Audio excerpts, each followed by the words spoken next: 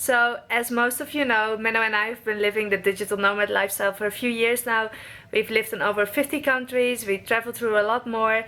And meanwhile, we've done photo shoots, we've done competitions, and in general, we really like to combine the fitness lifestyle with our travel lifestyle. So today I'm gonna give you some tips about things we discovered that really help us with our travels to stay on track, and I feel like those could help you guys. So even if you don't travel that much, it might still be something that you can use on short trips or holidays. One very important thing to start with is your accommodation. We almost always stay at Airbnbs because you have a full house for the same price as you normally have just a hotel room for. But even if you're staying in a hotel, you want to make sure that you have a mini fridge so you can store some food in your room, and I'll explain a little bit more about that later. So when you're looking for hotel rooms, you often have the option to select certain things.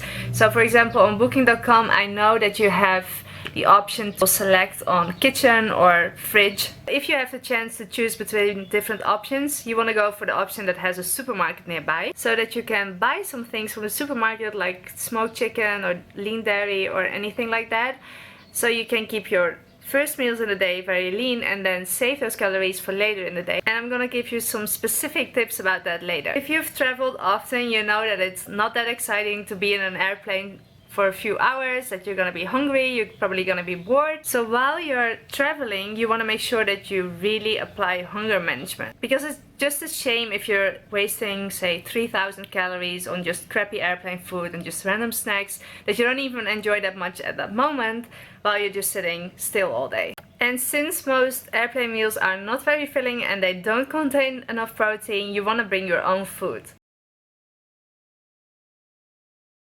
And bringing your own food on an airplane is usually much easier than most people think. Yes, you have security requirements, but those usually only apply for pure liquid. So when you're bringing, say, smoked chicken or a bunch load of strawberries, they usually give you very weird looks, like where are you going with all the strawberries?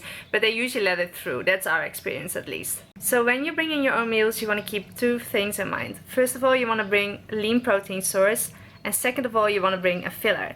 And especially fruit is very suitable for that last category. So for lean protein, we usually bring smoked chicken. You could also bring protein powder, but I feel that non-liquid food has the first choice. If you want to bring protein powder, you want to put the protein powder in your shake baker first and then add water just before you're gonna drink it.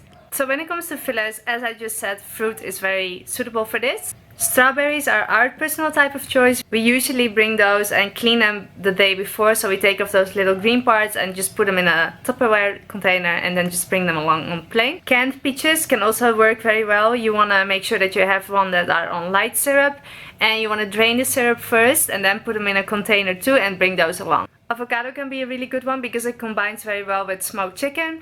And if you're bringing an avocado, you want to make sure it's ripe, but it's not super soft because you don't want to get it squeezed all between your other stuff. And if you're bringing an avocado, you want to make sure you have a plastic knife with you so you can cut it at.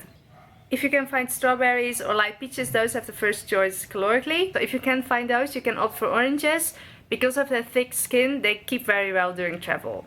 Then, things you want to bring. So you want to bring stuff that you use on a daily basis. So for us, those are things like we always bring our own sweetener, like our own sucralose, because we use this a lot and they don't have this everywhere. We always bring an immersion blender because they don't have blenders everywhere, and we really like to use this for cooking. But those are big things, like we take those because we travel so much. If you're going on holiday, for example, you want to take your favorite supplements or like decaf coffee or anything you use a lot and you think they're not gonna have, bring it in small packages, so that it doesn't take too much space and weight. So when you're on holiday, and this is where I get the most questions about, because you're probably eating out a lot more than you used to and you want to know how you can handle this. First of all, you want to compensate for the meal that you're gonna eat out. And by compensating, I mean that you keep certain meals lower in calories so that you can save those calories for a later higher calorie meal. So here's where the supermarket comes into the picture, because you want to go to the supermarket, for example, for lunch or for breakfast, so you can keep those meals like lower in calories and then save those other calories for the later meals. Second of all is you want to keep a good mindset. So very important here is to realize, what do you think it's really worth it? You don't want to go into like one of those restricted mindsets where you feel like you cannot have ice cream or you cannot have cheesecake or you cannot have certain things. You instead want to focus on what do you think it's worth it. Like, I feel that most people who watch this do have a very general idea of how many calories something contains. So you want to use that in what you think your estimated energy expenditure is, and use that to decide whether you think some foods are worth it or not. So you can eat everything you want, but you might find that some things you want to like eat more like when you're on holiday. So this is a very different mindset, because it's for you to decide what you think it's worth it or not. And for me, for example, when I'm in a country and they have certain things that I've never tried before and I really would like to try, I try to plan those in, and I really think those are worth it. But for example, store-bought ice cream or chocolate, I can plan those in everywhere, anytime. So I usually don't go for those options. I usually go for things I think are really worth it and are really special and give me some sort of experience, instead of just mindless eating just to eat something. Then a second tip to eat out and make sure that you don't actually have to track your calories, but you can still keep things in check, is by eating fillers during your meal too. So this is something that Menno and I always apply when we're eating out.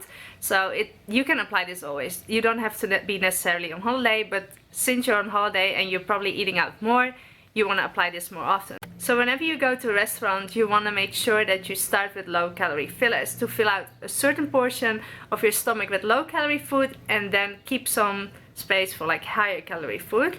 And that really helps you. This is a win-win, because first of all, you're satiated, and your satiety level isn't only determined by what you eat or your portion size. It's like basically, and this is what research shows, that just the feeling of being full already helps you to be more satiated. But you're probably not gonna want to eat like only vegetables or only lean protein or things like that. So you can still add like higher caloric foods without overeating of those, since you're already less hungry. We're in one of our favorite sushi restaurants, and I'm gonna show you what implementing fillers looks like.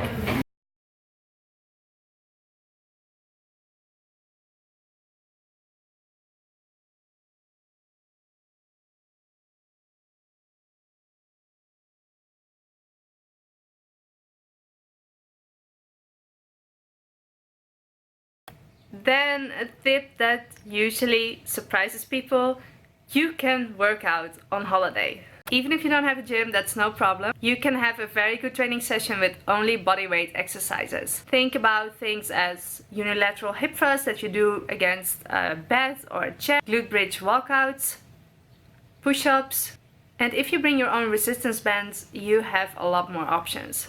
So personally, I really enjoy fitting in some exercises whenever I take a day off.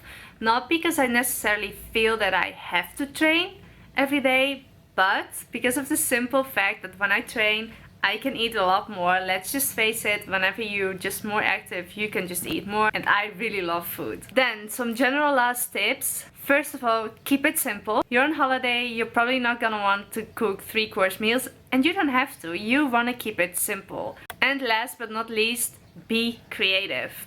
You're gonna find yourself in different situations. They might have other stuff that you're not used to. You have things that you have at home that they don't have there, which make traveling fun. Like, you have to be more creative. So I remember this one time where we stayed at a seminar and they had booked the hotel room for us, so we didn't have a fridge. So I actually had to store our food outside. Like, it was very cold, luckily, outside, so I had stored everything in the bushes, and then in the morning I ran outside in my PJs to get our breakfast. And those are all like funny experiences that you're gonna run into. Like, you're gonna run into different stuff when you're traveling, and that is what makes traveling and going on holiday and going to new places so much fun. So instead of going into this all or nothing mindset where you like either feel like, oh, I cannot like keep track, so I'm not gonna even try it, like screw it, or where you feel like, okay, my routine is gonna be so different, I don't know how to handle this, so you're like super conservative with everything. You want to go into a mindset where you are creative, where you think like, okay, I'm gonna run into new situations, like how can I handle those, how can I find new ways to still make sure that I keep my progress while enjoying my holiday. Today is Friday, and today friends of ours are coming over to Seminyak. They are here in Bali on honeymoon, and I've decided last minute that I'm gonna go with them back to Ubud tonight, and we're just gonna hang out tomorrow. We don't really have a plan, but we'll see whatever we're gonna do. But first I'm gonna work, train, do a meal prep, so let's get started.